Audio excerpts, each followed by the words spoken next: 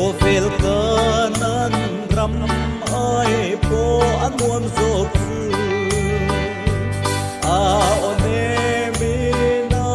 mi te ni tin min so aram nuam ta ka chen peturin min som chi a one ngai la a mangai na ron tan la Jordan pui phone ma se ola pa ram malu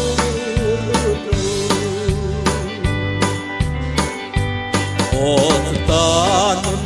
na thing le khotlang ro nei thirin ka ngai nun na pang par pul de ne vai na lui kam moi le cha tuan hun sin nuam ram lau pa ma ngai te an len na chu ni tin ne min som chi a o ne ngai la a ma ngai na ron pan la Jordan pui phone ma se ola pa ram ma lo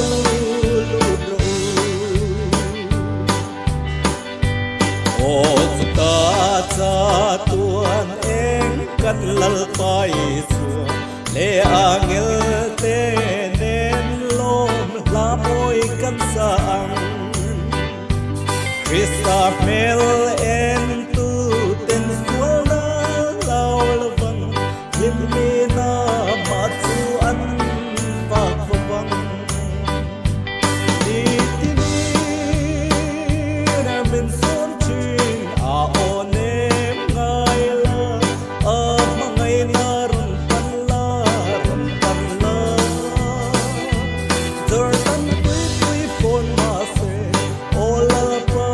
ram malu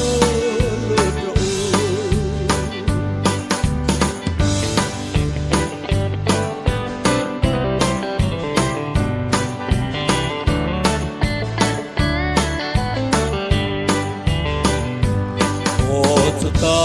cha tuan em kan lal pai su le angel te